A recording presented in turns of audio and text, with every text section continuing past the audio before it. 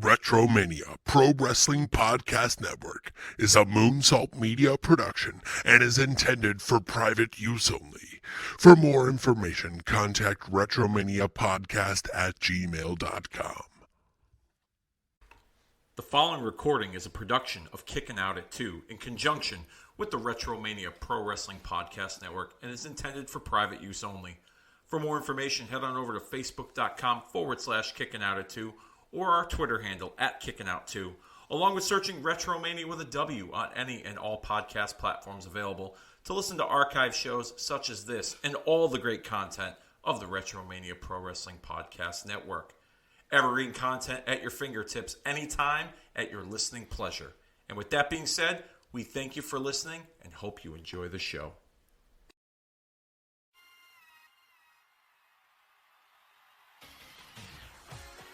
It's March, and it's marking out the days. Season 3 Raw is 30 with a special watch-along this month as we present to you, easy for me to say, the March to WrestleMania 9. That's right.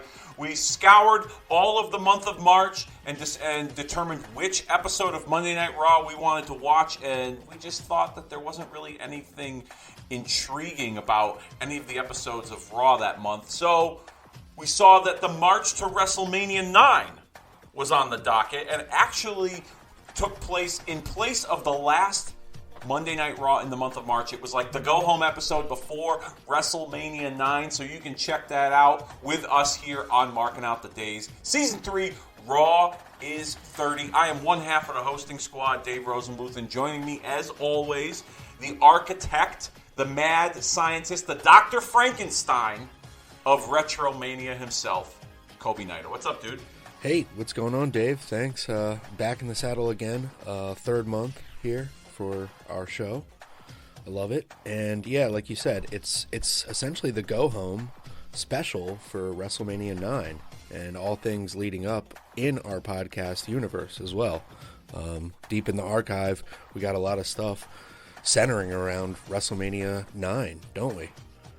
Yeah, we do. Last month we covered Hulk Hogan's return to the WWF on the February 22nd, 1993 episode of Monday Night Raw. The month prior, in January, we covered the inaugural episode of Monday Night Raw, celebrating the 30-year anniversary. As we continue this path of celebration on the 30th anniversary of Monday Night Raw, we're not covering a Raw, like we said. We're covering the March to WrestleMania, which actually aired March the 28th, 1993, which was a Sunday, and then there was a special replay of it in Monday Night Raw's place the following night on March the 29th, 1993, as the go-home episode heading towards WrestleMania 9. Got some fun stuff that we're going to discuss on this podcast this month.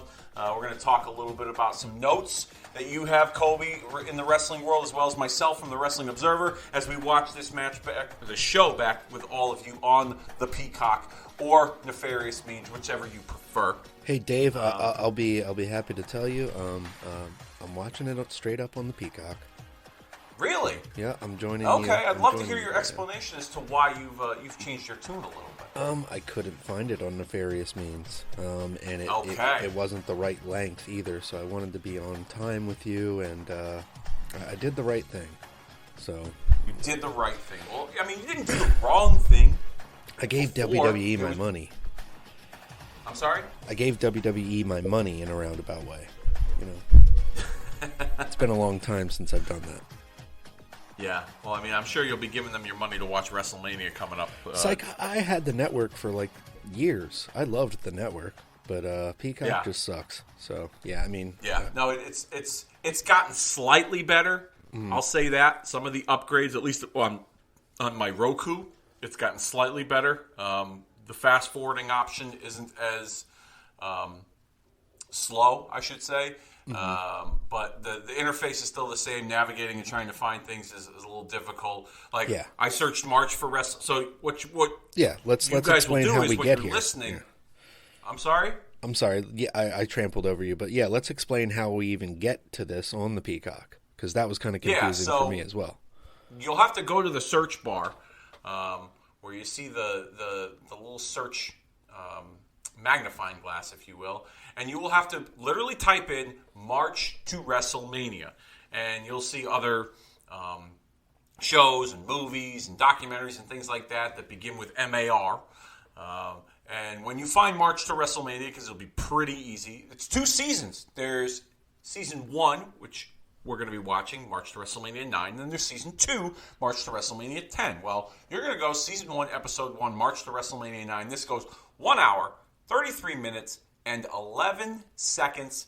It's going to be a 90-minute podcast here. We're not going to go off the rails completely and go 2.5, 3 hours with this watch-along, but this is a special occasion as we approach WrestleMania coming up very shortly. As a matter of fact, this upcoming weekend, I should say. So when you guys are all set and ready to go, we'll give you guys a countdown. We'll press play. We'll do the whole 9 yards. I might even have the audio from time to time. I'll give you guys a timestamp, etc., just like we do on these normal watch-alongs. And if you don't want to watch along with us and you just want to listen to Coby and I, talk our ear off about 1993 professional wrestling, then do that. That's really about it. That's really all I got for you. So I don't know. What do you got, Coby?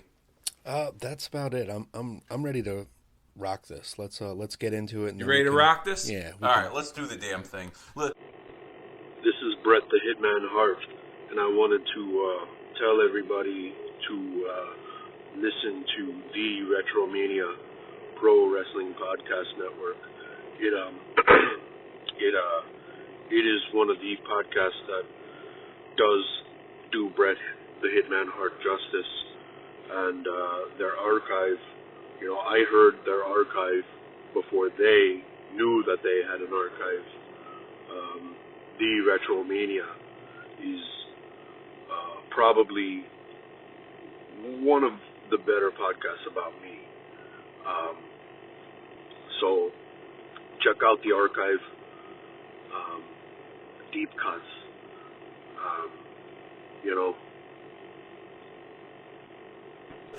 Let's do it in public, if you will. So, March to WrestleMania 9, Season 1, Episode 1. 1 hour, 33 minutes, 11 seconds. When I say play, press play. And actually, I'll have the audio up for the opening as Vince and Bobby kind of give you a preview of what's to come on this episode of March to WrestleMania 9. So, without further ado, in 3, 2, 1, hit play.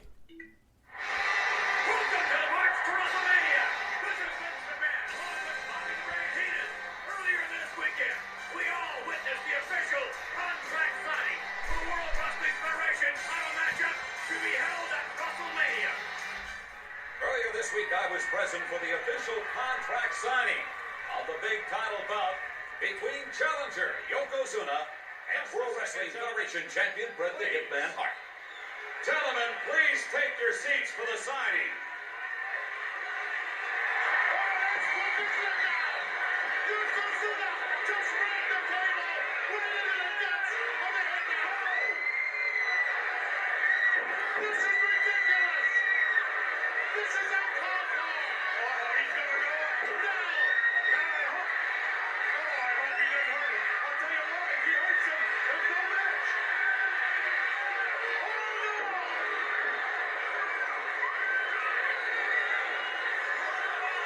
Look at him, he's conscious, right?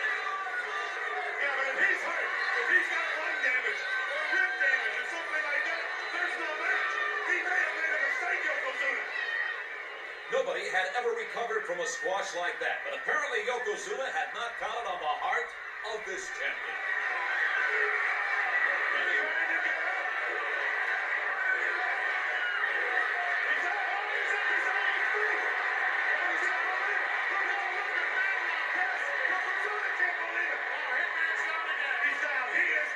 How does he do it? Again, without any question of a doubt, Bret the Hitman Hart, proving why he is the World Wrestling Federation champion. He's getting up on his feet. He's got pride. He's got intestinal fortitude. And the Japanese photographers are just cooking in those tables. He's up there. He's on his feet. He's walking. He's walking. Injury done. We'll have to wait and find out. But what a display of courage and guts. All right, I'm going to cut off the audio here as we see Vince and Bobby introducing us to the program. A little recap of what took place, that contract signing. I thought that was a pretty interesting segment to get some heat on Yokozuna, as well as continue to show the fighting championship aspect of Bret the Hitman Hart. Yeah, that definitely brought back some memories too on this road to WrestleMania. I was a big Bret Hart fan, as you all know, but You still are. yes, but this David versus Goliath situation, it really solidified Bret as the fighting champion, like you were saying, and this role, even though we know what will happen at WrestleMania 9, Bret is still coming out of it a fighting champion with, you know, a lot of steam behind him, minus the fact that he will ultimately lose. Spoiler alert. Yeah, they're really piling on the heat and trying to portray an uphill battle for the champion, as we see Vince and Bobby previewing Undertaker and Bam Bam Bigelow to take place on this episode of match. March to WrestleMania 9, as well as Yokozuna and the Macho Man Randy Savage also scheduled for this show. Which, do you think they could have built that for a main event, like of a pay-per-view? Macho Man? Yoko and Savage? Yeah. I think they could have. I think it could have been, yeah. I mean, I remember, you know, as a young Dave Rosenbluth, as a 10-year-old boy, wondering why Savage wasn't, you know, involved more wrestling-wise. You know, why they have him on commentary? Why isn't he wrestling for the title? Or why, you know, because, you know, I was used to the formula of if Hogan wasn't around, well, then you had Savage. Mm-hmm. And so Savage was on TV, but he was in a really secondary role. And I was kind of hoping that Yoko and Savage would have a more detailed rivalry on WWF programming at that time. Yeah, that would have been nice, you know, maybe something with involving the title, too. I mean, is this essentially a number one contenders match, or no? This here? No. I mean, from what I gather, this was established that Yoko was obviously, you know, we just saw the clip. Yeah. He had signed the contract with Bret Hart, so Savage was just like a tune-up of sorts for Yokozuna and a marquee matchup, if you will. Very cool. Very cool. Yeah, I'm definitely going to need you to do the audio for when the Mega Maniacs show up later. Because, okay. We will definitely have the audio for that. There is some nonsense going on there.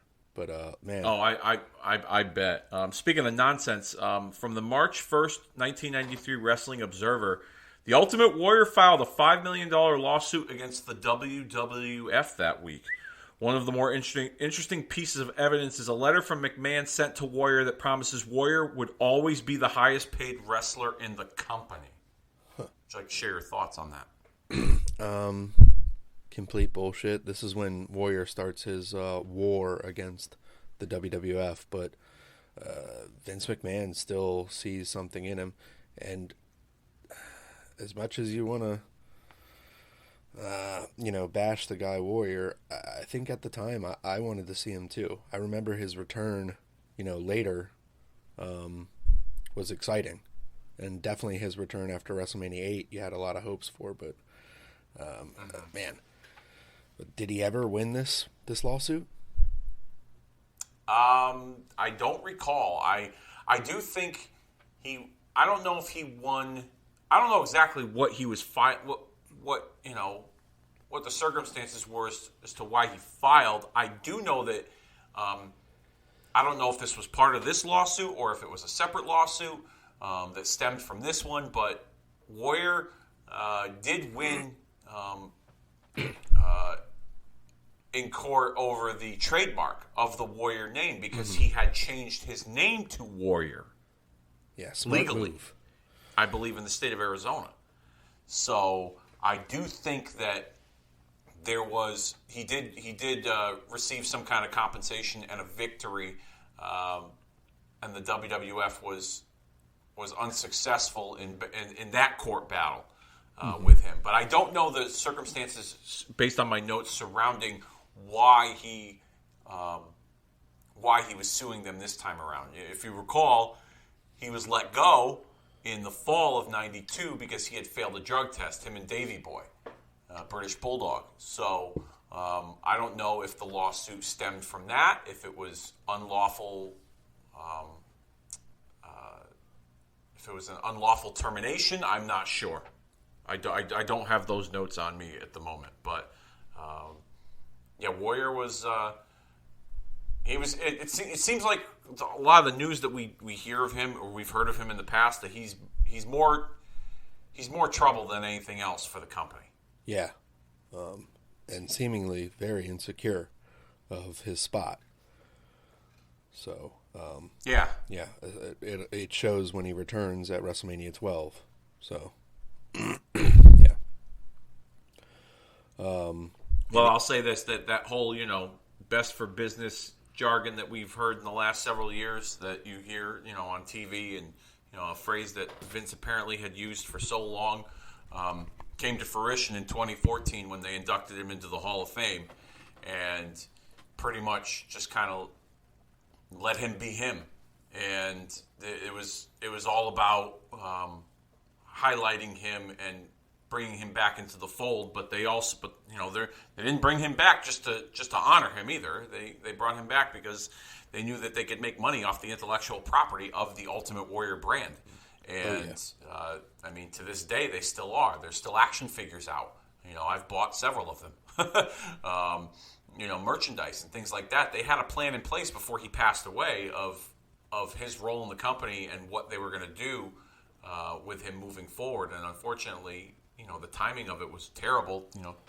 3 days after he gets inducted into the Hall of Fame, the day after he makes his last televised appearance on Monday Night Raw in New Orleans, which I was there for, he has a heart attack in a hotel room in Arizona, which I've always felt was kind of fishy. Why was he at a hotel room in Arizona if he lived in Arizona? I didn't understand that.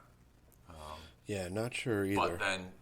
But then I had heard stories too. There was a post that came out on social media a number of years ago from his brother, from Jim Hellwig's brother, and his brother claimed that Warrior had taken the offer from WWE to enter the Hall of Fame and signed that contract because there was no more money coming in, and his wife was threatening to leave him if the gravy train had stopped, and that was his alleged reason for why he returned. Huh. Interesting stuff there. But who knows if it just could be a bitter brother that didn't get a piece of the pie. I don't know. Yeah, there's always could be stuff like a number that. of things. Well, at least Macho Man's brother honored him, Lanny, till his dying day, which Lanny recently passed away. Yeah, recently, unfortunately. He lived in South America. I don't know if you knew that. Yeah. Oh, yeah, he was getting mad pussy over there. Look at his IG. He's with a bunch of, young, hot women all the time. Really? Yeah. I'll have to go check it out. I believe, if I'm not mistaken, he still held Dave. some of Randy Savage's... Dave, that was disappointing. That was a perfect time for you to have a poem about getting Latin pussy in South America and being... Oh, okay.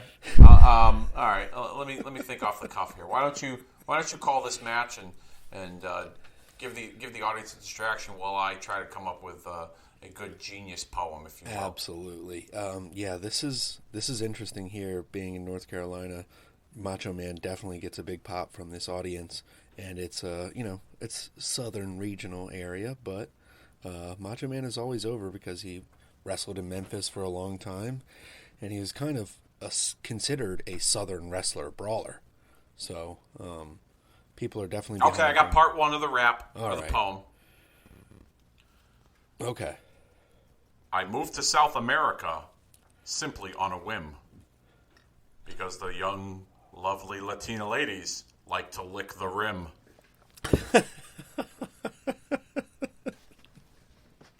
It's a work in progress, so this might stagger a little bit, not going to lie. Speaking of stagger, Yokozuna almost off his feet, and Savage with an elbow drop. He's down to one knee. Yeah. This is huge here. The fans are definitely behind him. And then this. Perfect. I loved it. Yeah, Fuji, speaking of rim jobs, Fuji with the flag right up Randy Savage's keister. Oh, yeah, I missed my Yokozuna. Randy Savage, though, selling ability, it's amazing in this. Definitely putting over the guy Yokozuna here. I loved it. And look how mad the fans are. Still pointing to he the knew ref. business. I mean, he was all business. And to some degree, that was a detriment to him because a lot of people felt that, I mean, he proved it when he left the company a year later and went to WCW that he still had a lot left in the tank to contribute. Oh, yeah, they treated him like the man there. He didn't miss a beat, in my opinion, until I would say probably like 98. Yeah, when he started doing mid ecstasy. 98 when he got injured and hurt his knee, and then they put him in the Wolf Pack. When they split the NWO up, that was when he started to lose a step. And then they brought him back a year later. Gorgeous George. He had Gorgeous George and Medusa, and he tried, God bless him, he tried to reinvent himself with his look and try to be a little bit more modern. And unfortunately, that wasn't his best work. I'll say Father Time physically in the ring wins. as well as on the mic and on the screen. Physically, he looked like super jacked. It was the biggest he had ever been in his life. But yeah, that's because of performance drugs. But here we go. He's going to squash Macho Man. No, I love that. Macho Man with the perfectly timed dodge of the splash. Yeah, hey, that was pretty close. Yes, it was. Pretty close. Yeah. Came within a... In other news, here from my notes,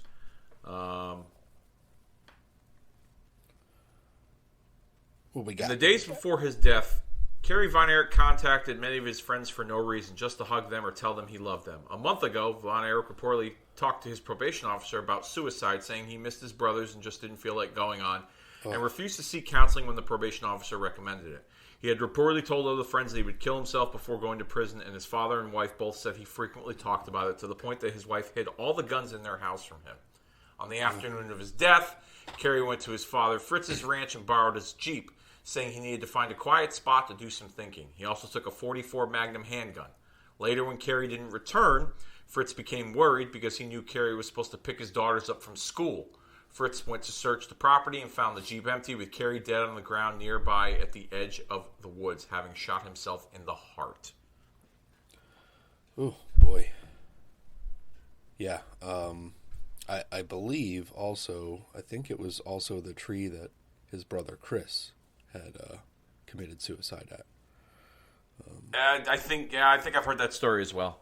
I think I have heard that story also. What a sad time in wrestling, losing one of the legends from the 80s that kind of was part of that cable boom in wrestling. One of the crowns of it too, because he won the title from Flair and had that big feud. It had a lot of upside coming into WWF originally, but wow. Yeah, sad ending there. Yeah, very sad. I mean, Kerry probably, from a cosmetic point of view, had the best look. And in terms of what worked in the WWF, he wasn't he wasn't a Hulk Hogan, but he was pretty close in terms of physique as, like the Ultimate Warrior. Mm-hmm. Yeah, very sad, unfortunately. I remember at 10 years old reading about it in like one of those After magazines that he died. And I believe the cover of the magazine showed all the brothers. The Von Erich family is is there a Von Erich curse or something like that? Well,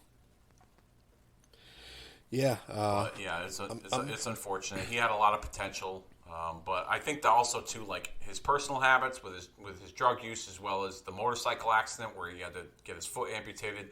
I think that that prevented him from moving up the ranks. Like the WWF, he peaked when he won the Intercontinental title. Yeah, and that was it. Like he wasn't going to fill the shoes of a Randy Savage or a Hulk Hogan. No, and he kind of teamed with Warrior too, but then both would go around the same time, essentially. Just terrible loss. We see Mr. Perfect and Skinner here, two technicians in the ring. You wouldn't know it looking at Skinner, but Steve Keirn he used to be a pretty boy back in the 80s. Yeah.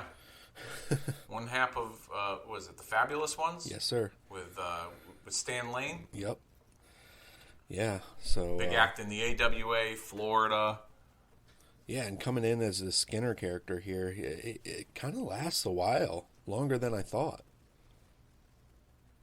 Yeah, I mean, at this point, I think he was used as, kind of like an enhancement with a gimmick. Like, I think this is where they were starting to, phase him out. I mean, it's not like he had, like, a big role on TV to begin with, but they pretty much just brought him to TV to, help put people over. So... Yeah, that was happening a lot in the world of wrestling at the time, too. On the other side of the page in WCW. People getting brought in. Davey Boy Smith over there smashing Sergeant Buddy Lee Parker. You get Bill Irwin coming in to do a job for Dustin Rhodes. Essentially, you get Vinny Vegas, who we all know who that is, right? Kevin Nash. Yes, and before you continue, what's with Skinner using this belt to whip Mr. Perfect and the referee not calling for a disqualification? Wow. I'm just curious. Yeah. I mean, it's not like I've read the rule book before, but come on. Letting things go right there. I guess a little freelance with the rules. But continue. Vinny Vegas, who we all know as Kevin Nash. Yes, indeed. Getting in there as a character, teaming with Big Sky, who is also a actor, Tyler Mane, who played Sabretooth in the X-Men movie. Okay. Spent some time I thought Big Sky was just some jobber that they found at a truck stop. No, spent some time as an actor too, but him and Vinny Vegas getting defeated by Ricky Steamboat and Shane Douglas, so Vinny Vegas doing some jobs essentially on his way out, because the next week he's putting over Davey Boy Smith. So interesting stuff there with Davey Boy Smith beating Vinny Vegas before they're even locking up in the WWF 2 years later. Also...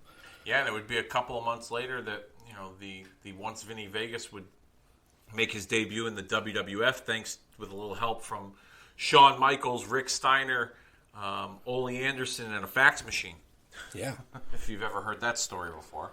I believe so.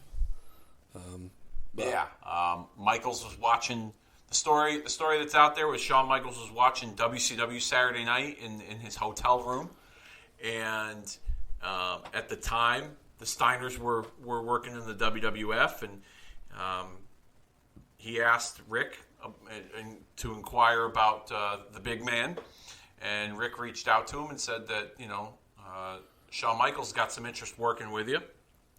And so Kevin Nash went into Ole Anderson's office at TV tapings and pretty much said, like, I want out of the business. I don't want to do this anymore. It's not fun. Whatever. He sold it pretty good. And Ole Anderson gave his release right on the spot. And then he took the release that was printed out, that was typed and printed out, and faxed it from Ole Anderson's office at the TV tapings in the arena directly to Stamford and Vince McMahon's assistant, and he was on a plane the next day, and the rest is history. Wow. So, as easy as that. Yeah. On that same episode with Vinny Vegas and Big Sky doing the job, they have the main event, Sting going against a jobber around the bend, Bruiser Mastino, who would later become Dr. Isaac Yankem, and then later Kane. So we get a brief preview of what it would be like to have Sting and Kane go against each other. It's like a 5-minute match. The mayor of Knox County. Look at that. Yeah. Interesting, making an appearance in WCW. So it's an interesting time in 1993 for sure on the American side. Yeah. Oh, yeah. Yeah. Any more news from the Observer from Uncle Davey? Yeah, I got plenty of notes and tidbits here. While we're on the subject of interesting times, the Berserker is gone from the WWF. Word is he cut his hair and he has a job selling cars in Minnesota, and he's out of the wrestling business. Whoa. Which is quite ironic because a few years back, John Nord, who his real name, who formerly portrayed the Berserker in the WWF, was arrested for his 7th DUI. Oh my God! So it's kind of ironic that a guy that sells cars and has a car dealership has an issue with consuming adult sodas while he's driving. Wow. Well, no need to fear. He'll return next year in All Japan Wrestling as John Nord. Oh, okay. All right. Yeah, that's right. You're the Japanese wrestling guru. Yeah. Yeah, he comes back in 1994. So. Yeah. Nothing to see there, though. No, I don't think so. We see a commercial for Hulk Hogan, WrestleMania 9, which is kind of fitting too, considering Hogan's role. Hogan's role at that show, as we would find out. Seems like it's all about him, Slick. Huh? I'm sorry? Doesn't it seem like it's built to be all about him? Yeah, at least in this ad, definitely. I mean, how could you not, in a sense, hype it up that it's his return? I mean, he was gone for a year for the most part. I'm not saying that, he had the whole show centered around him, but, making him an important focal point. That's why they did label it a double main event. But some other news here. There'd been some controversy surrounding the Yokozuna-Jim Duggan angle where Yokozuna squashed Duggan and draped the American flag over him. Oh, no. Some TV stations in the country refused to air it, deeming it in poor taste. One person in particular went to a judge to try to force the WWF to make a televised apology and said it is illegal for the flag to be desecrated in such a way. Your take on that? I mean, it's television.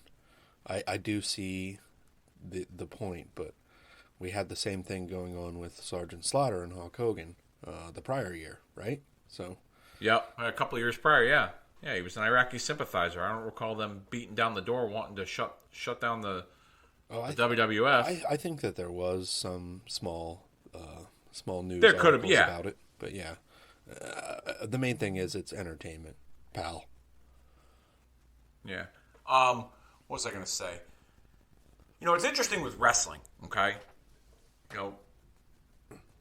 Mainstream media, even though they've warmed up to wrestling a little more in the last decade or so, in terms of its legitimacy in forms of entertainment and athleticism, there's this fine line with wrestling. You can have movies and TV shows and things of that nature that cross the line and nobody bats an eye. But if you do it in wrestling, they want to pull the plug and call cancel culture. Yeah. Which is kind of interesting. But speaking of canceling, that's another segue and a plug for more tidbits from the Observer. For instance, Vince McMahon's lawsuit against Nails. It's pretty standard and simple. He's suing him for the physical attack, which claims McMahon suffered pain and bodily injury as well as embarrassment and humiliation. He also claims Nails filed the false report of sexual assault, which was reported in the media and caused further anguish and humiliation. Don't touch me, boss man.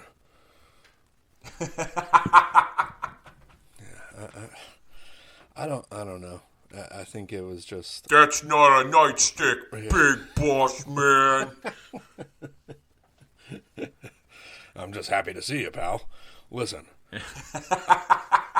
you want a real push? Wink. Okay. Yeah, I hardly believe Vince McMahon. I don't know. Maybe, no. I mean, he was into women, as we see, and spent an atrocious amount of money on them. But, yeah.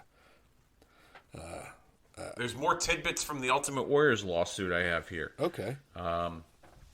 Ultimate Warriors lawsuit against the WWF and Vince and Linda McMahon specifically is a little more interesting and full of a lot of details. The Warrior claims he created the character, including face paint patterns and strings around his biceps back in Texas while working as the Dingo Warrior, and owns the rights to it. He also claims he was overworked and underpaid in comparison to other wrestlers of his popularity, status, and skill. He also introduced the letter from last week that says Warrior wouldn't be paid less than anyone else, including Hulk Hogan, and all that fun stuff.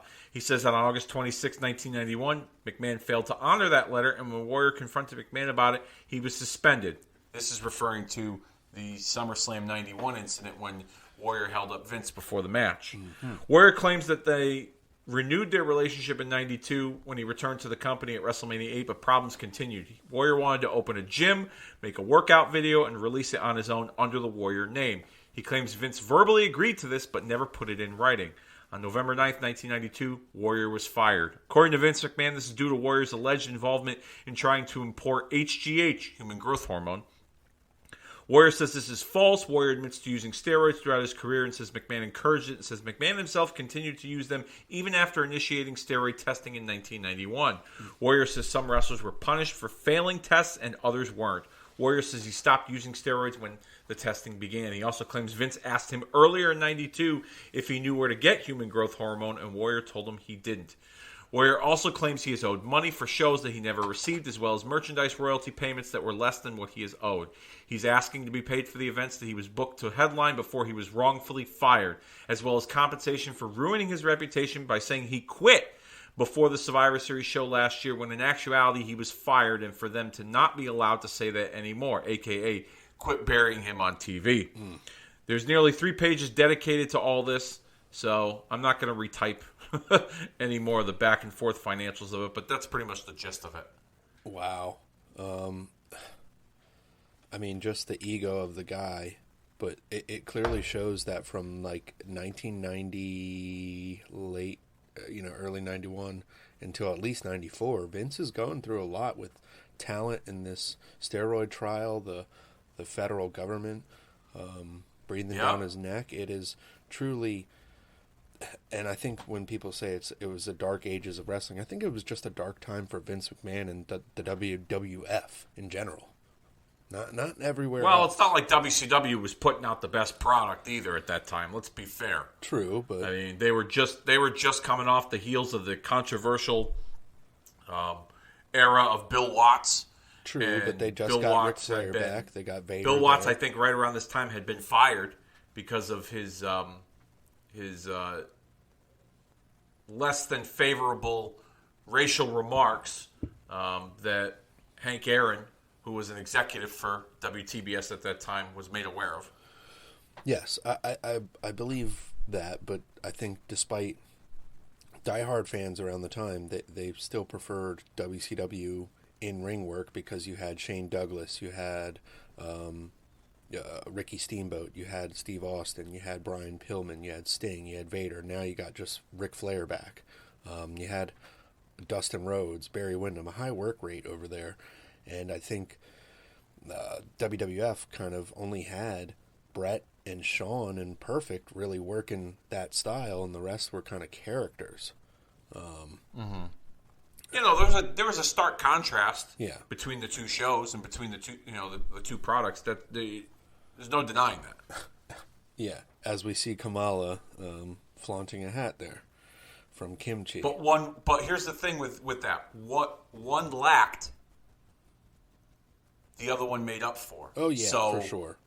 There was a balance. So I mean, the WWF had the characters and the stories, okay, and 3 guys that could work, that style. But WCW had 25 guys that could work that style and lacked the characters and the story. Yeah, for sure. So it was like a balance in some respects. Absolutely. Yeah. I definitely agree. WrestleMania. This 9. is I think we're watching the WrestleMania video, Yeah. the music video. Pump it up. Produced by Simon Cowell of American Idol fame. Let's play some of the audio here.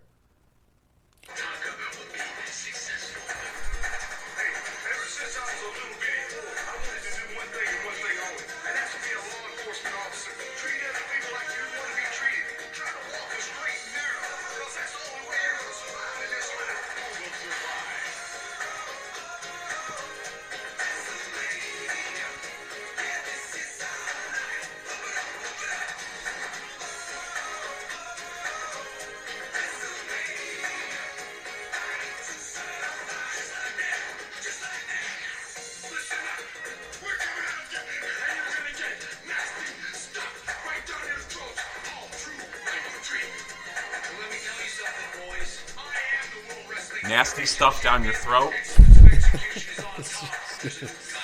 I'm just saying.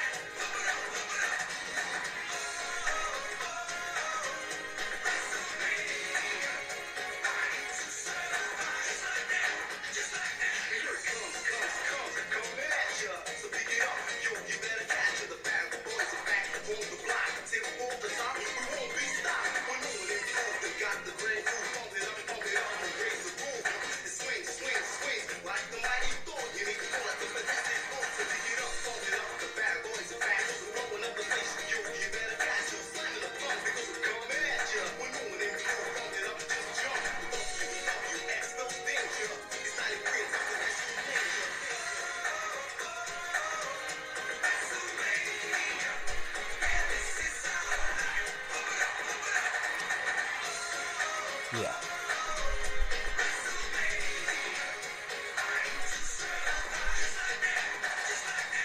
That's the musical portion of today's podcast here on Marking Out the Day. Season 3 Raw is 30. Oh, Well, WrestleMania. the best part is Nasty stuff down your throat, just like that. Just like that. the best part is that at the beginning it says it's the Survivor Series. Who will survive? Who will survive? And then it says WrestleMania. So yeah, Simon Cowell definitely not watching wrestling, but will produce for them. Yeah, no, he had no problem making a buck, that's for sure. Hey, I'd have done the same thing too if I was in his position. Yeah. Undertaker, that was absolutely atrocious. Your singing career is just as dead as your opponents after their matches. They should be buried in the graveyard immediately. That's pretty good, Simon Cowell. We'll have to bring him back on as a You know what? I reoccurring. try. Yeah. Speaking of dead and buried, Razor Ramon underwent arthroscopic knee surgery and will be out until WrestleMania, but is expected to work the WrestleMania match with Bob Backlund. So, number one, I wasn't aware of this until now, until like reading these notes. So, no wonder why Razor Ramon had a less than stellar role on this show, considering where he was a few months prior on WWF programming. Yeah, you couldn't really build it up with him being gone, and that's a pretty invasive surgery. So, wow, didn't know that either. But nice to know that that's why. At least it wasn't like he was just getting buried. Even though I think he could have had a bigger role at WrestleMania 9. But if you're not sure the guy's going to work, I definitely understand it now. And it's also around that time, too, where, you know, the WWF, when it came to WrestleMania, you know, and today's wrestling fan, and I've said this before, but today's wrestling fans will if they were around 30 years ago, would lose their minds. Mm-hmm.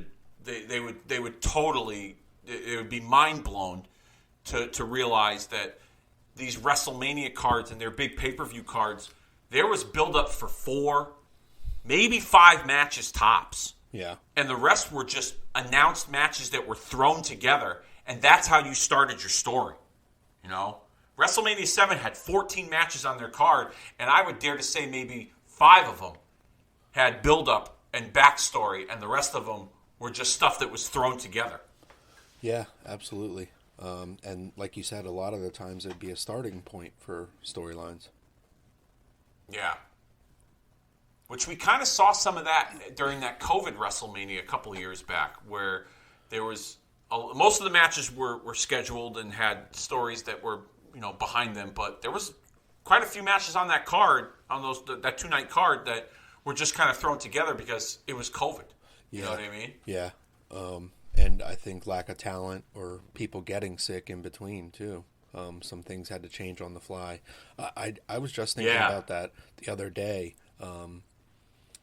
To go back and watch that COVID Mania, maybe give it a try one more time. I hadn't seen it since it originally aired. I watched the Boneyard match with Undertaker and AJ Styles. Okay. Because it was a breath of fresh air during that time period, and I think it still holds. It's a testament, that it still holds true today of how good of a match it is. Yeah. Cinematic aspect of it. Definitely the highlight of that WrestleMania for sure was that Boneyard match, and it inevitably being Undertaker's final match of his career up until this point right now. And if you're a belt mark, if you're watching this along with us, the tag team champions have the gray world tag team champions. It's not the red. I did not notice that. Yeah. It's the regular... Gray where? Like as in the strap? Like no, the leather strap is gray? Where it said world, it used to be like red, Oh, okay, where like the globe is. Yes, sir.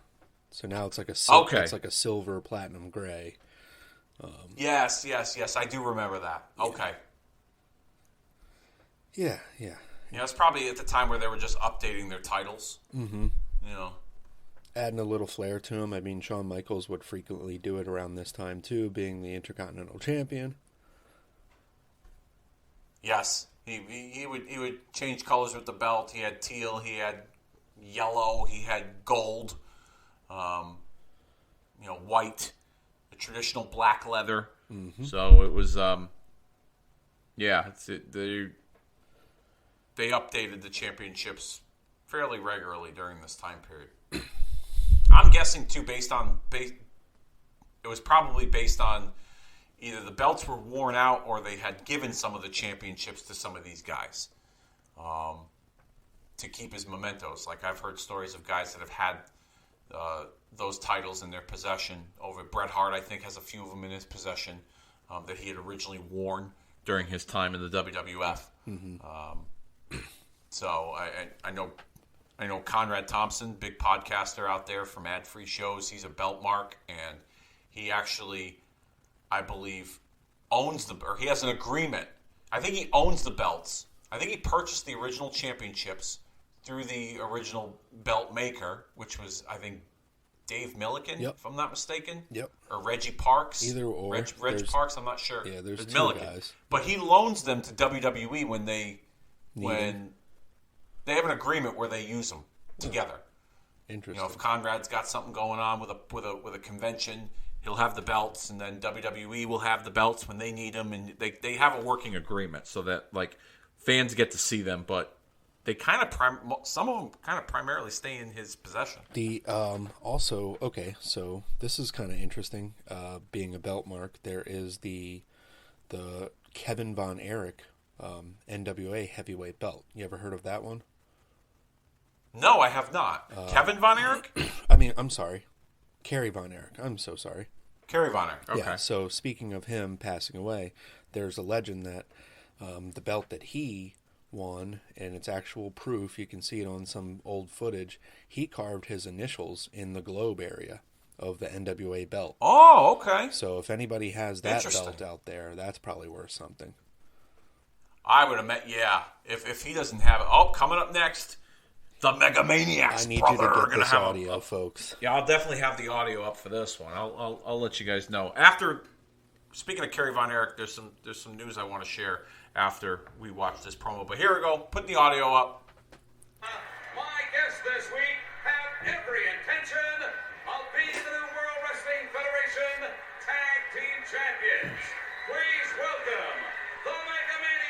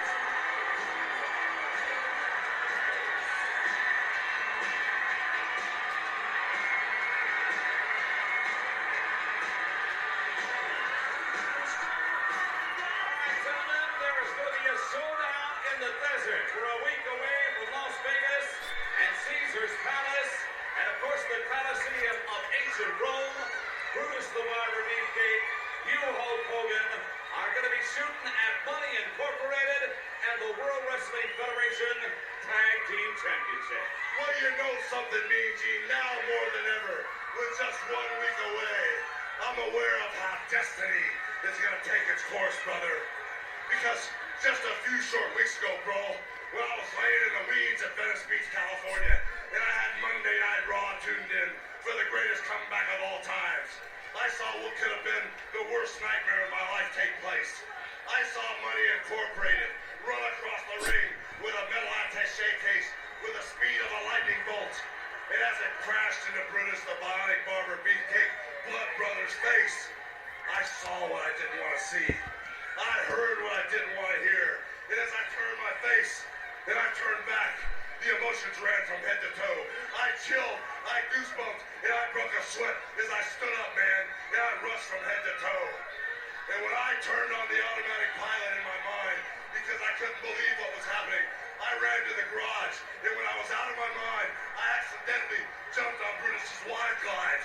And as I kick-started the brother's bike, bruh, and as I ran down towards Venice Beach, I clicked it into fifth gear, and as I took a hairpin turn, I spun off the seat, and as I slid across the white sands, headed towards the Pacific Ocean, I buried my ear in the sands of Venice Beach. And then I heard it, brother. I heard what I didn't want to hear. I heard millions upon millions of Hulkamaniacs praying for Brutus the Barber. I heard the maniacs praying that the steel-tempered titanium plates were still in place. And then on automatic pilot, I kick-started the Brothers Wide Glide one more time. And for 7 nights and 7 days, I rode towards the bright lights of New York City. And as I got there, I was sniffing for the hair tonic. I was sniffing for the bushwhacks. And lo and behold, What else were you sniffing, Terry? I checked out the Ramada store on 48th and 8th Avenue, just a little bit north of the Mid-City Gym. I found the brother, Brutus the Barber Beefcake, with his feet propped up on an ottoman, laid back in a lazy boy chair, And I blew him. Larry and Curly with an ice pack on his nose. Thank God for the big man upstairs. That Brutus the Barber is okay, and all he had was a broken nose. Thank God, Brutus. You know something, Eugene? That sound from that suitcase bouncing off my mug on Monday Night Raw still reverberates through my head. Life takes some real strange U-turns, brother. It was only a few short days ago while we were down at Cape Canaveral, Florida, putting the new mask to the Hulkamania stress test, brother. Hulkster climbed up on gantry number 7 and was dropping those big Atlas V rockets straight down on my face. And lo and behold, brother, there was not a scratch on it, brother. And I knew 2 things at that point as I looked up at the Hulkster with a big smile on his face and a major pump on those pythons, brother. I knew that it was straight to bankruptcy court for Money Incorporated. And I also knew that if the Hulkster dropped down and did one more push-up, those pythons were going to blow us straight to the moon. And I know one more thing, that Jimmy Hart's got a real special tip for all the Hulkamaniacs right now. You said a mouthful, Brutus, because you see, I Huh. do have a tip for everybody out here, baby. And you see, the tip is this. Don't invest in stock in Money Incorporated. Because you see, they're going bankrupt. They're going belly up, man. But you see, the future's looking so bright for the Mega Maniacs. Because you see, we're going to have brand new t-shirts. We're going to have brand new Nintendo games. We're going to have brand new posters.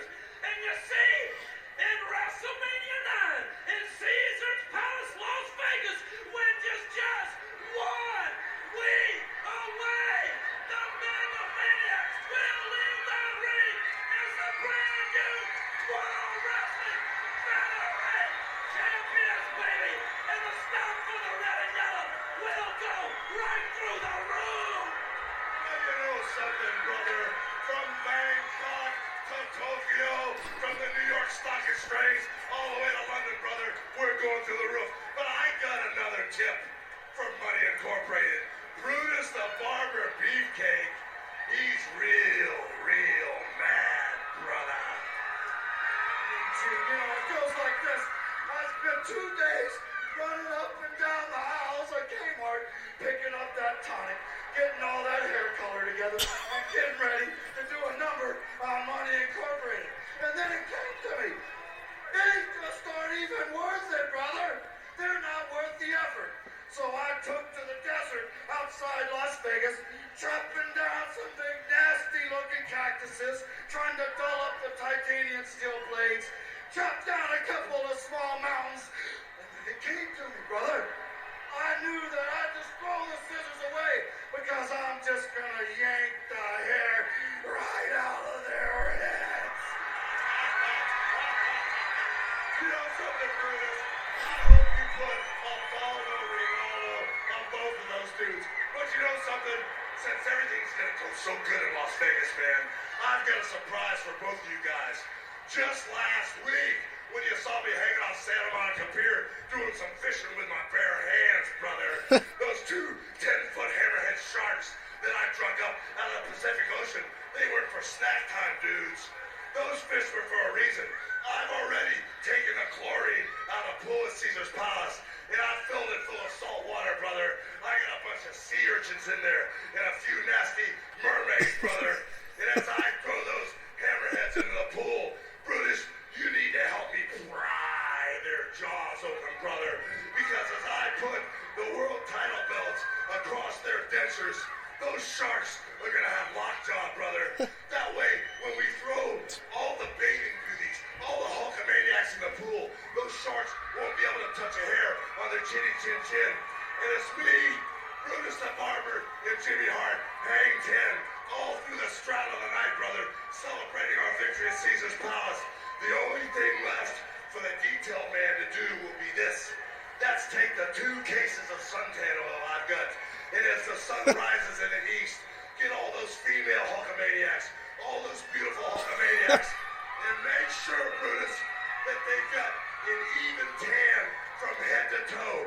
So Las Vegas, Nevada, and the whole wide world, what you gonna do when the Mega Maniacs run wild on you? What the fuck was that? My God, that is a lot to digest. Like Brutus has to after he What sucks the Hogan's fuck dick, was but- that? That segment makes Ultimate Warrior reading Mein Kampf like fucking national treasure. Dude, he's going to bring all the 10-foot hammerhead sharks there, but then he's going to put the world title belts. Did you see that little slip? World title belts, because why wouldn't he just say tag team title belts? Maybe he knew something. But Yeah, because Terry brother had that one brewing for a while. he fucking is going to bring all those electric eels and the hammerhead sharks all the way there just so he can put the title belts in their mouths so that they don't It's like an attack episode the of Carmen people. Sandiego. Don't Like bring they the went people. everywhere. I drained the chlorine, brother, and filled it up with salt water, dude. From Bangkok to Tokyo to London to New York City. And Then I cut the cactuses, but I'm going to pull their hair out. I went to Kmart to get the tonic and the bleach. Like, what the fuck? and to save it, to make it not gay at the end, the female Oh Hulkamaniacs, my God. we're going to rub you down. Not there's anything wrong with being gay, okay? Let's make that clear. But, What the fuck? wow. What the fuck? What did we just watch? I don't know. When I originally watched this a couple weeks ago, I thought I was having a stroke. But, yeah, like you said, definitely makes Ultimate Warrior look like a genius after that rambling. Oh, man. Hogan only gets worse from there as a face, even in WCW. You know? Man. I almost want to pause this and, like, take a break. Like, what the fuck? Like, what was that? A bunch of nothing. I'm sorry, but now I can honestly sympathize with folks that make the argument that Hogan wasn't that great on the mic, based off of just watching that. Yeah. I mean, And it gets worse, too, throughout his career. The NWO stuff isn't perfect either. It's a lot of rambling. Talking about being on his bike with Eric Bischoff. Talking about some... well, not... You know what I mean. Maybe, I don't know. Easy-E was riding bitch, brother. He was riding bitch, dude. Well, I had a little six-pack in the sidecar, dude. And did you get from his promo, he said he had a hairpin turn, and then he buried his ear in the sand, so basically he wrecked his fucking bike. Yeah. What the... Oh, my God. I know we just skipped over a Tatanka Shawn Michaels video package that's building up their match as we see. I was excited for this as a kid. Tatanka making his way down to the ring. I still don't understand how we're ever going to be able to recover from what we just watched. Oh, man. Folks, and the Wow. the audio is for review purposes only. Okay, so... Yeah, please. I'm not. Yeah, like I don't want any letters or any kind of hate tweets because we had you guys endure that. So I apologize for the actions of Kobe Naida and his insistent nature of wanting to play that clip because he enjoyed it so much. Send all your hate tweets to Kobe Knight on Facebook, as well as at Cultured Tones on Instagram and at Retromania Pod on Twitter. Thank you very much. Yeah. Oh man, yeah. So let's try to recover. Let's try to recover here for just a minute here. I got a question I mentioned for you. I was going to just the Tatanka and Shawn Michaels situation. At WrestleMania 9, we see Sherry is in the corner of Tatanka, and Luna is in the corner of Shawn Michaels. Do you think it would have been Marty Jannetty if he had not been fired? Because we kind of did a similar booking, wink wink, in our upcoming show that you produced on Kicking Out of 2. Yeah, well, it's currently in the archives right now. You can find it there by searching Retromania with a W. The Do-Over, WrestleMania 9, courtesy of Kicking Out of 2. Kobe and I, we had a lot of fun doing that. Mm-hmm. But yeah, we presented two different alternate scenarios at WrestleMania 9 where Shawn Michaels and Marty Jannetty would meet. I do think that they wanted to put some kind of finality on their story. And I think I do believe that WrestleMania was more so WrestleMania 9 than WrestleMania 8, because people have said that they're supposed to wrestle at WrestleMania 8, and I've heard that story too. But I think they really had it earmarked for 93 in Vegas, and he was caught sleeping on the job, I guess. The story I've heard. Yeah. But I did mention before that brainwashing Megamaniacs promo that we just had to listen to, thanks to Kobe, that there was going to be some news regarding Kerry Von Erich here. A funeral for Kerry Von Erich took place recently. Many Dallas area wrestlers attended, but the only other big names were the Ultimate Warrior, who was a pallbearer, and Bret and Owen Hart. Wow. Warrior had talked about starting a trust fund for Von Erich's daughter since Kerry was broke and left the family with nothing. Global Wrestling Federation plans to do a benefit show in April with all proceeds going to a trust fund for Kerry's daughters. Kevin Von Erich will work the main event, and Fritz will make his first pro appearance in over 2 years. They will attempt to get cooperation from both the WWF and WCW in hopes that both groups supply wrestlers for the show. Here's another interesting tidbit surrounding Von Erich's death. The Dallas judge who was scheduled to hear Kerry's cocaine possession case was quoted in a newspaper the morning after the death saying that Kerry took the coward's way out. Wow. Which understandably upset a lot of people who felt it was inappropriate for a judge to make a comment like that. Yeah. Nowadays, if that ever fucking got out, that judge would have been cooked. Yeah. Cancel culture all day. Yeah. Oh man, that's crazy. That Ultimate Warrior and Owen and Bret were there. I mean, it makes sense that Kerry Von Erich was called the modern day Warrior, and him and Jim Hellwig were very close. Yes. While we're on the subject of deaths, there's Andre the Giant's funeral service also took place around the same time in Ellerbe, North Carolina. It was put together by Andre's longtime best friend and caretaker, Frenchie Bernard. Hulk Hogan, who delivered 1 of 7 eulogies, Vince McMahon, Randy Savage, Brutus Beefcake, Rene Goulet, Pat Patterson, Wahoo McDaniel, Fabulous Moolah, Ivan Koloff, and Rita Chatterton. Yep, the female referee, Rita Marie, the one accusing Vince of rape, and all others attended. Hogan broke down twice during his speech and was visibly upset and spoke about how Andre allowed him to slam him at WrestleMania 3 to help take Hogan's career to a new plateau. Andre's ashes were scattered at the ranch after the service. But here's the full story on the struggle to cremate his body. His written wish was to be cremated within 48 hours of his death. However, it took about 2 weeks. First, there was no crematorium in Paris that could fit his body. He was 555 pounds at his passing. Ooh. A 300-pound custom-made oak casket was built for him, but flights to the U.S. had to be repeatedly juggled around because the cargo holds on most airplanes couldn't fit the casket. Wow. When his body arrived in Charlotte, North Carolina, they couldn't find a hearse big enough for the casket, and they ended up carrying it to the funeral home in the back of a truck. From there, a forklift had to be brought in to get it out. After the cremation, Andre's ashes alone weighed 19 pounds, which is double the usual weight of a cremated human being. Wow. Yeah. Wow. Did not know that. They didn't include that in the Andre the Giant biography. Well, I'm sure that, it's probably not the most flattering news. Yeah.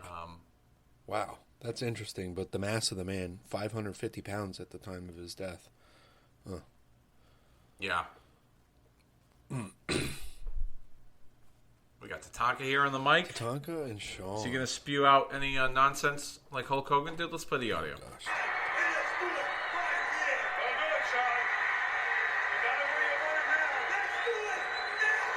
Oh, wait a minute. That was a sexual reference. He said, let's do it now. We've had enough of those on this show. Oh, boy. I just had to shut that off. Jesus.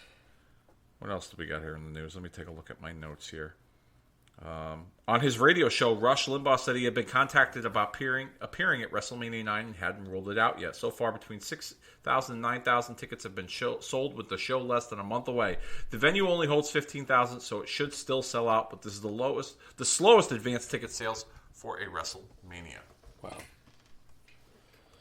While we're on that subject, WrestleMania coming up. I think they're projected to hit like 60-something thousand each night. The stadium can hold, depending on the production setup, can hold up to 80,000. Wow. Close to 80,000, but I think they're going to get right around 60, which makes it, I think they're going to get in between 60 and 65, which could get them, to 120, 130,000 for both nights. Wow. Which is a pretty impressive record. But they think that it's going to smash the ticket records with from the previous year, last year, which I believe they hit like 16 million. I think they're going to hit like close to like 18, 19 million, I think, in ticket sales for 2 nights. Wow. Yeah. What a sight. That'll be interesting. Are you excited for the 2-night event this year? I am, because I think that there's better well-told stories than last year, and I think under Triple H's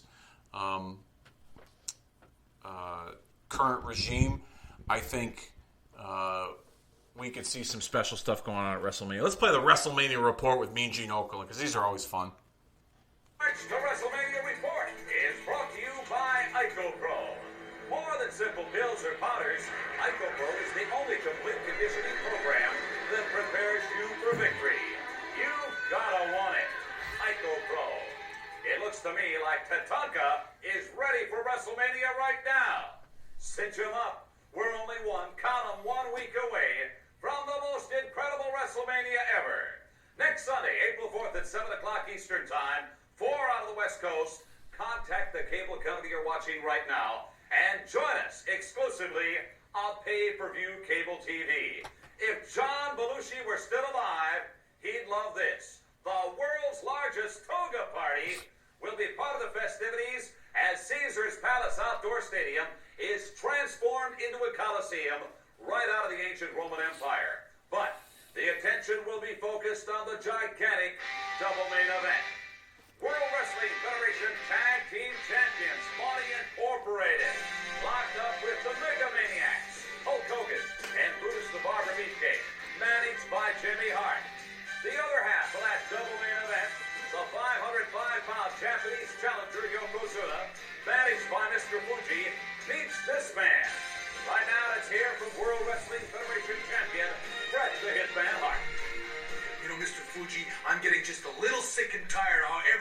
talking about Yokozuna's gonna walk all over me at WrestleMania 9. How I'm the big underdog. And Yokozuna and you are already talking about the Emperor's gonna send you telegrams congratulating you on becoming the next World Wrestling Federation champion. Well, let me tell you something, Yokozuna. You're talking about losing face.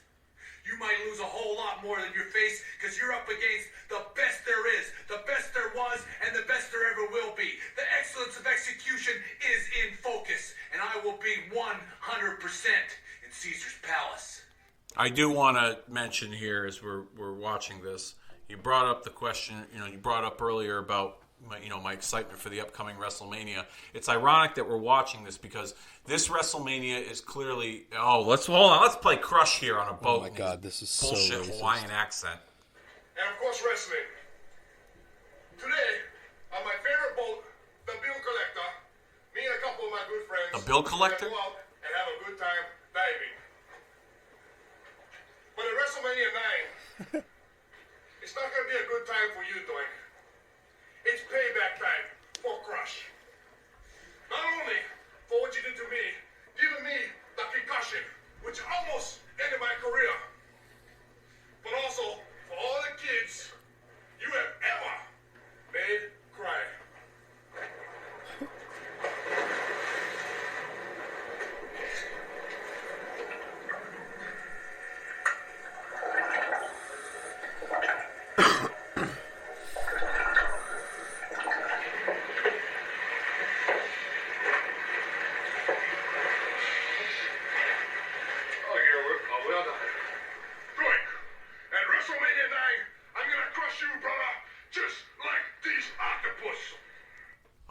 Fucking God. What? Oh my God. Is he going to bring those to the pool that Hulk Hogan drained the chlorine out of and added the seawater to? Jesus fucking Christ. A lot of aquatic and swimming references in this episode here. As I was saying before Crush so rudely interrupted, what's interesting is that this is a period of time that we're watching where the WWF was in a bit of a transition. Yes, they went back to the well a little bit with Hulk Hogan, but they were still really fully behind Bret Hart and a lot of the newer guys, Shawn Michaels, Yokozuna, Undertaker, etc. And it seems like what we're watching now with WWE currently, didn't go entirely back to the well. Yes, John Cena will be a part of this WrestleMania. Brock is a regular, so to speak. He's a regular member of the roster. He just is not on TV every week. Same with Roman. But they seem to be going with a lot of their current guys. And they're not really going outside the box with WrestleMania. Last year they had Johnny Knoxville as a celebrity involvement, Pat McAfee, Stone Cold Steve Austin. So it seems like this WrestleMania that this WrestleMania we're approaching, as well as what we're watching here, they kind of run parallel with each other in terms of they're both. The company's in a transition period, especially now with the possibility of a sale and under new leadership with Triple H. Absolutely, I can definitely see that. Oh my God, this embarrassing thing too. We see the Beverly Brothers. That's right. I forgot about this match. Oh man. The Beverly Brothers and, let's just face it, I know that this may sound awful for me to say, but midget sounds better than little person. Yeah, I mean, the other guy with the Bushwhackers is no better. Oh, yeah, that's right. Who'd they have? They call him Tiger something. Was it Dink? Little Tiger Jackson or Tiger something like Jackson. that, which ended up becoming Dink the Clown.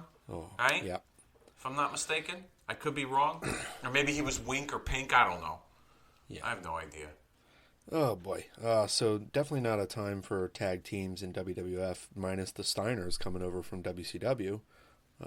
But speaking of... Yeah, the Steiners, the Head Shrinkers, Money Incorporated. Yeah, speaking of WCW, that was really about it. They had some good tag teams, Shane Douglas and Ricky the Dragon Steamboat.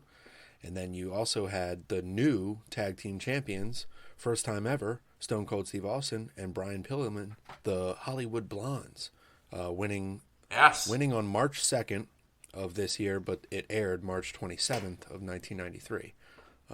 So yeah, big time for them there. Yeah, that's short-lived though, I would say, because it wasn't long after probably about 4 or 5 months later when Anderson and they Roma, your decided favorite. that. I'm sorry? Anderson and Roma, your favorite, pick up the NWA tag team titles after they've been stripped from Hollywood Blondes. But yeah, they only hold it. Well, Anderson's my favorite. I don't know about Paul Roma, but thanks for But yeah, they only killing the buzz there. the Hollywood Blondes only hold the titles 169 days. Only, I say, but yeah. Only. Yeah, I mean, that's quite the exceptional reign. Yes. For doing it one time. That's pretty good. Yeah. Yeah, on the other side of the globe, the hot team of Terry Gordy and Steve Williams, they're over in All Japan right now, tearing it up. There's also Davey Boy Smith coming over from WCW, working with All Japan. He's part of the Champions Carnival in All Japan at the time. You want to hear some of the names involved with the 1993 Champions Carnival, which is a round-robin tournament? Sure, why not? In hopes that it gives me a wrestling boner. Let's hear it. Jun Akiyama, which is one of their guys. Doug Furness. Oh my God, I'm getting hard. Doug Furness, Phil LaFawn, Johnny Ace, I'm pre-coming. the Patriot, Del Wilkes, Oh, Davey Boy Smith, Kenta Kobashi, I'm not Akira the whole Taue, Toshika Kawada, Steve Williams, Terry Gordy, Masawa, I think I need to use 2 hands. and Stan Hansen. Stan Hansen, Oh God! Oh, that's it. Yep, right in my pants. Yep. Stan Hansen still wrestling. Oh, Yeah. yeah, that did it. I should have stopped like 5 names ago. Whew. My goodness. Yeah. It's If you said like Fukaoma Sasaki, I would have. It would have right down my leg. Well, I'll be happy to let you know that, spoiler alert, Stan Hansen ends up winning the Champions Carnival in 1993. So, Oh shit! I think I got my wife pregnant. not a fan of Stan Hansen? No, I'm just okay. fucking around. I'm just fucking around. I mean, these guys are putting on a high work rate at the time. It's a lot of Hoss matches. It's that Kings Road style that WWF would end up adopting, where there's a lot of false finishes at the end of their matches, kicking out of the big moves, and then you got to put them away with your ultimate finisher. A lot of the ways WWF adopted that style towards their bigger matches and championship matches. Okay. Well, while we're on the subject of Japan, over on the other side of the Japanese wrestling landscape in New Japan, it is rumored that Hulk Hogan's involvement in May with New Japan Pro Wrestling will not be in the form of a tag team match, which had been rumored as he was rumored to be teaming with Antonio Inoki, but instead a singles match with the Great Muta, who will be inducted into the 2023 WWE Hall of Fame. Yes, indeed. Originally, the WWF had asked Tenryu to work WrestleMania this year in 1993, but he turned it down due to other commitments. Well, let's talk about Muta for a minute here as we go into this WrestleMania weekend. Muta going into the Hall of Fame. Share your thoughts. Don't get me too excited now with all the Japanese references and shit. You know. I love it. Muta is actually one of my favorite wrestlers of all time. Just the character alone. I loved him since I was a child. Big fan of the martial arts and the moonsault. I mean, the moonsault is undeniable. Yeah. And some classic matches that he's had, man. He had that brief run in WCW, NWA, and they kind of buried him, but they gave him a little bit of prize. But just throughout Japan, if you're a fan of Japanese wrestling, he's had... How'd they bury him, if you don't mind me asking?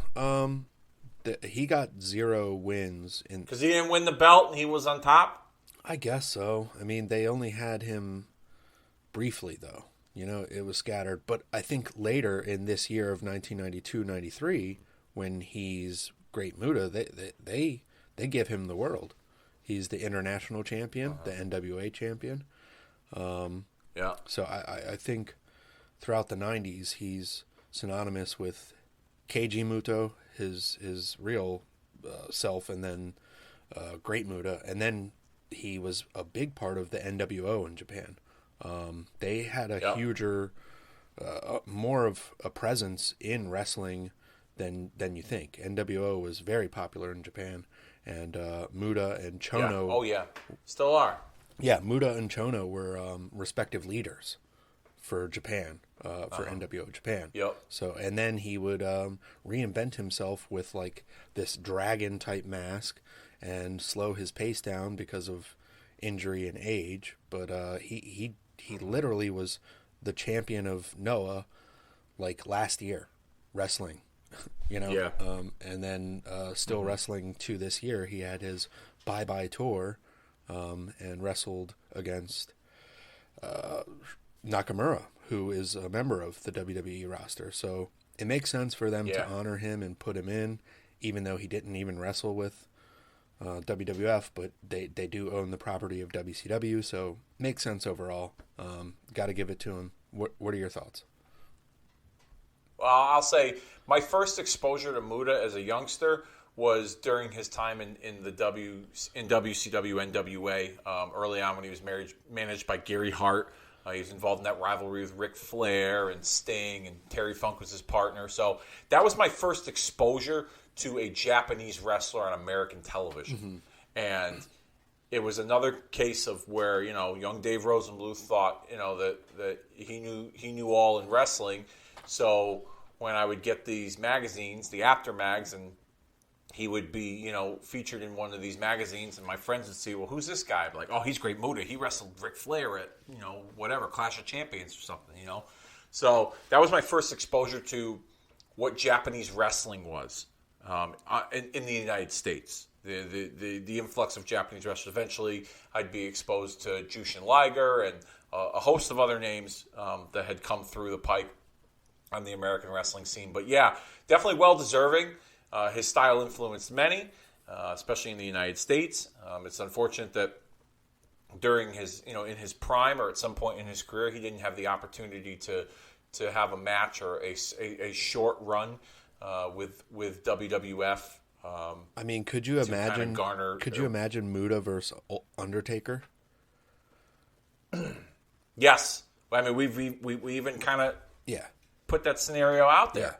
With when in our Hulkamania is Dead series, that's been shelved for quite some time. But yeah, Muta involved in WWF with the likes of Randy Savage, and that would have been some pretty cool stuff. I'm sure I don't have any notes on me, but I'm sure that over the years there had been some discussions or talks of getting him involved in some form or fashion. I kind of figured, with the rumor of his induction in January, that he was going to make a quick cameo in the Royal Rumble, which would set up his induction. He gets a little FaceTime in the match. Somebody throws him out, and then he goes into the Hall of Fame. Who knows? Maybe he'll do a quick spot at WrestleMania in a match or something. I don't know. Asuka. If they even do one of those like battle royals, maybe he'll be a part of it. I don't know, but nonetheless, very deserving of the honor, and look forward to seeing his induction. I believe Flair is going to be inducting him. Oh, nice. Well, yeah, I mean, Asuka sprays the mist, so he could possibly do something with Asuka at WrestleMania if he were to make an appearance. That would be kind of cool, like if he were to come out with her, like down the ramp or something like that during her match, kind of in some way passing the torch, Yeah. Even though it's not really necessary, but kind of. You just better the two of them on. Yeah, you just better hope that the cameras aren't rolling when he calls Nakamura a faggot again. Anyhow, he did that. Yeah. It was like it was the press conference after the match. So. Oh, okay. Yeah. Anyhow, I didn't see that. Whoops. Yeah. You mentioned Tenryu, correct?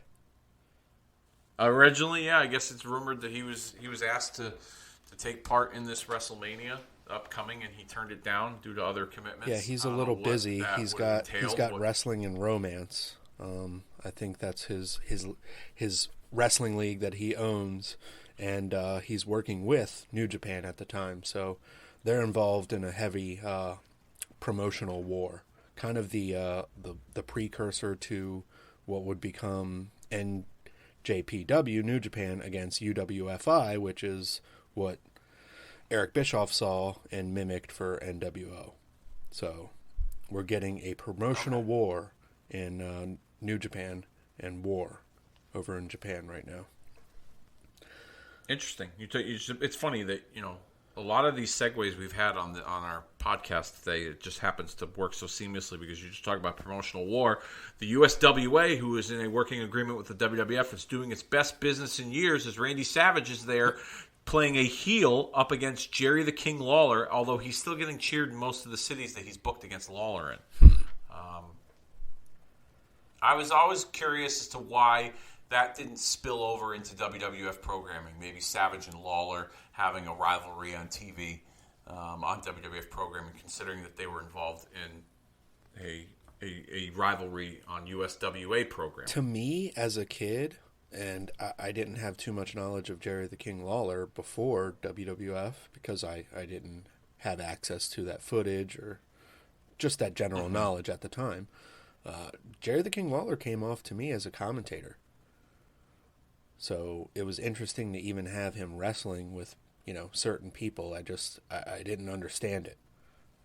Because I saw him in the magazines. That's how I knew he was, an outside wrestling figure, the Aftermags. So it was a slight, similar to my stance with Savage earlier. Was that why is Savage on commentary? I slightly felt that way about Lawler too, but there was so much going on in the WWF. It didn't Lawler, and he was still fairly new to me, even though I'd seen him in the magazines. He was still fairly new, so I wasn't really sure how to digest Lawler in that type of role at the time. Yeah, I feel the same. It's speaking of digesting. Yeah. Oh, I'm sorry. Go ahead. No, it's just interesting the USWA working with the WWF because Jeff Jarrett would ultimately work there and come over, and then it was a talent exchange essentially. 1-2-3 Kid had some time there as well. Apparently, the USWA drew its biggest crowd earlier this week before this show aired. With over 4,000 people to see The Undertaker take on Giant Gonzalez. Wow. Apparently the two of them have been doing matches at house shows, and while they've been terrible, Gonzalez seems to be a solid short-term draw. So I guess they were trying him out, and they were doing him at these USWA shows. Yeah. Helping USWA's business as well, drawing over 4,000 people, so that's interesting. While we're on the subject of some new faces are expected to start with the WWF after WrestleMania. Luna Vachon is rumored to be coming in as Shawn Michaels' valet to feud with Sensational Sherry. Brian Clark, who wrestles for Smoky Mountain Wrestling as the Night Stalker, had also been offered a job and will be getting a new name and gimmick, which eventually becomes Adam Bomb. And Kip Sop and Mike Polochapek, known as Billy and Bart Gunn, will be coming in, doing a cowboy tag team gimmick. Oh, wow. Look at that. The birth of Billy Gunn. Yeah. Still going by that name. The Ass Man. Yeah. Which is interesting. Wouldn't the WWF own that name? How can he still be going by Billy Gunn? I think he purchased the trademark to it when the trademark ran out and WWF didn't own it. Wow. That's how Santino Marella's been able to do it as well over an Impact. Yes. Which, by the way, oh man, Impact was on such a good roll, and this Santino Marella and Johnny, Fandango, if you will, Dango, it's just terrible. They're the comic authority figures. So, yeah, thanks for ruining that one. At this time, I mean, in WWF in 1993, we don't really have an authority figure, do we? We're kind of transit between Jack Tunney and Gorilla. Yeah, Jack Tunney's still kind of the TV figurehead, if you will. They haven't really adopted that authority figure role on their television A lot of times they would refer to matches being put together by World Wrestling Federation officials. Yeah. That was, and I think they've kind of loosely gone back to that while still maintaining a authority of figure and WWE's current product with Adam Pearce. He's labeled as a WWE official, so I like with that. other officials that make matches as well. I like that a lot better. Keep the authority figure out of it for right now. We've had that for so long to where they have personal vendettas against certain wrestlers.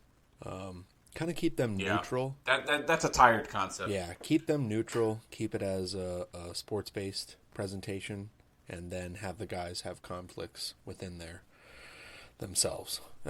Yeah. But Adam Pearce does do a good job, minus the stuff that they had brought him into previously. Now, like you said, I think he's more of a neutral role. Yeah. Yeah, it's it's still, like I said, acknowledging the authority figure, but like scaling it back, not having as much of a role in the show, only when it's necessary, which to some degree Jack Tunney was like that too. It's not like he was on TV every week. And you knew if someone like a Jack Tunney was on TV that something important was going to happen. But then there were times where Jack Tunney's presence on TV could have been felt, in certain scenarios that had played out. Where was Jack Tunney when this happened? And then you would get a video from him sitting at his desk and he would make some edict and some verdict over a controversial end to a match or an angle, So it was kind of used at that time when it was necessary. It was, and I think that's the case currently with Adam Pearce. Yeah, absolutely.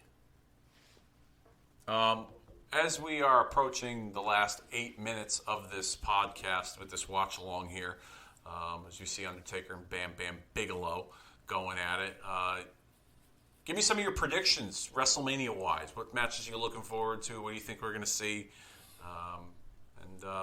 Go from there. Definitely looking forward to the main event, Cody Rhodes and Roman Reigns.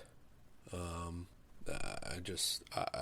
guess it's destiny. Cody's gonna become the dual champion, and win at WrestleMania, have his big moment. But then where do we go from there? Does Roman step away for a while? Those are my thoughts and questions concerning that match. And I definitely look forward to seeing John Cena back. Maybe passing the torch to Austin Theory in a way. But you never know. They might just have Cena go over really quick. Show what they really show with the other regime. Well, it is 2 nights, so it's something where like they might want to. When it comes to a situation like that, they might want to send the crowd home happy with a Cena victory, but then maybe the next night they do a rematch of some sorts, or Cena does an open challenge with the title, and that's how he loses it, like the next night. I can see that. Could be something like that. Yeah, I mean, that could be interesting. The other interesting aspect to me is the Bray Wyatt. Will he be there or will he not? There's reports that some of the matches and angles that they proposed got shot down, or that he might be injured. And this whole thing with this return in Uncle Howdy has gone on far too long for me. I told you before I was over the supernatural stuff, and this is just right back to it, and seemingly leading nowhere. Like they don't know what to do. What are your thoughts on Mania and? All right. Well, let me just a couple of things you addressed. The Roman Cody thing. I've been back and forth on that based on some of the stuff we've seen in the build-up. On one hand, how can you deny Cody's momentum? He's hot as a babyface. To me, he's their next John Cena. But like the fans will, the male audience will actually like him. He's the guys think he's cool. The girls love him. Kids love him. He identifies with all demographics. I was at the Royal Rumble in Texas, and they legitimately sold out of Cody Rhodes merchandise. Wow. I can't tell you how many of those little, like, Cody has that weight belt that he wears and he gives it to the fans. Well, they had a kid's version of it with like a Velcro snap-on, and I can't tell you how many kids I saw with that thing. I mean, like the logo and the merchandise and the marketing behind him. Like he's gonna be printing John Cena money, in my opinion. Like I think he's like their this era's version of John Cena. But like I said, the male audience might actually like him. So he will, as long as he's not crammed down our throats, and I think, they've been careful in how they book him so that the audience doesn't reject him and turn on him. So how can you deny that momentum that he has? But at the same time, Roman is still a hot commodity, and this bloodline angle has been, in my opinion, the most successful long-term storyline they've had in the last decade. Yeah. The last decade. The best thing they've put out. And, there's this lingering issue he has with Jay that stems from the Sami Zayn thing. And it looks like that they might be leading to that following WrestleMania. But the question is, do they want to keep Roman as champion so he can hit the 1,000-day mark and be put up there in the conversation with Hogan and Backlund and Bruno? And sacrifice Cody's momentum? Or do they have Cody be the one to dethrone him and then Roman moves on, maybe takes a break but moves on to this bloodline saga with Jay? Because it looks like that's where that's the direction they're headed. In my opinion, me personally, I've been back and forth whether Roman wins or whether Cody wins, but I think at WrestleMania, regardless of that finish, I think we see Jay finally pull the trigger and turn on his cousin Roman. Okay. Now, I don't know if that's based on I don't know if that's going to happen before the match or if it's going to happen after the match or it's going to be the reason why Roman loses the match. But I think at WrestleMania, after those 2 nights, we will see a definitive split within that group. And on one side you have Roman, on the other side you have Jay. And I think that's going to lead to what happens in the summer. Cena in theory, I discussed that. What was the other one? Bray Wyatt. Oh, Bray Wyatt. I think he'll have some involvement in the show. I don't think it will be a match, but I think we'll have some type of an appearance. And I think whatever he does is going to set up his rivalry in the springtime. Whether that's revisiting something with Bobby Lashley, maybe doing something with Brock Lesnar, even though it had been rumored that Brock turned down working with him. I don't know, but I think Wyatt will be involved in some form or fashion as part of WrestleMania. A run-in, or maybe leads to an impromptu match. I don't know, but I can't see him not having a presence on that show on either of the nights. Yeah, I mean, all that stuff is kind of comparable to what we're seeing right now with Giant Gonzalez and Undertaker. It's just like someone laughing and staring at the screen like, oh, God. We'll see what happens. Hopefully he'll make an appearance. This was an interesting episode, especially with Brett not being on the card, Yoko having that big match to make him look strong. But I think Brett should have had a match on here too, to kind of get. They also positioned that wrestling challenge segment as it took place that weekend. So this show aired on the Sunday evening, and wrestling challenge took place on a Saturday. So I'm guessing that leaving Brett off the show was to sell the effects of Yokozuna's attack from earlier that weekend. Yeah, I can see that. Well, that was that, pal. We got like a minute left, essentially. Yeah, Bobby Heenan, Vince McMahon in front of the green screen, getting you set for WrestleMania. I actually just watched the episode of Superstars from April the 3rd, which is the day before WrestleMania. Whoa, skipping ahead there, it's hosted by Vince, Randy Savage, and Jerry Lawler. That took place that weekend, and they're at Caesar's Palace. So it's like a special edition where they're like on location for WrestleMania. So it was actually kind of cool to watch it. Maybe something you guys could go back in the archives and check out. Yeah, is that the one where they have Shawn with the crotch shot? I'm pretty sure. Yes. Yeah. I definitely think. I actually have a picture of that I don't know. Did I send it to you? I don't think so. But yeah, Vince McMahon was definitely directing that one. I'll have to send it to you. And then do with it as you will. Thanks. But, This is a lot of fun, dude. Yeah. This watch along's over. For those of you keeping score, keeping track here, March to WrestleMania 9 as we get you pumped and ready to go for WrestleMania. You can check out my show Kicking Out at 2 in the archives as I'll be dropping WrestleMania Urban Legends. Justin joins me as we're going to go back and discuss some of the more urban legends in WrestleMania history and how that could have affected potential WrestleMania events of the past, as well as a bonus show. Dennis gets a redo. Dennis gets to choose which WrestleMania match we watch. And he has chosen Randy Savage, $1 Million Man, Ted DiBiase. We'll preview some of the WrestleMania card, as well as watch that match from WrestleMania 4.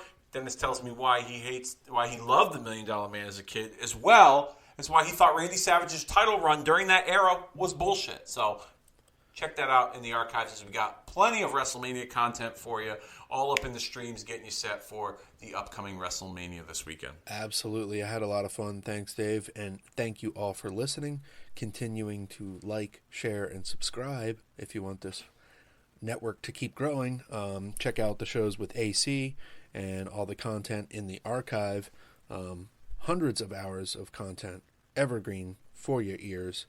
Dave, I guess we'll rodeo up and decide April's episode for marking out the days. Raw is 30. That's on you, pal. I selected the last couple, so you take the reins. Whatever episode you want to watch, we will watch it. So I'm going to let you decide this month, or for the month of April. Awesome, folks. Stay tuned and keep up with us. Thank you very much. Thank you, and have a good WrestleMania weekend. All right. Sweet.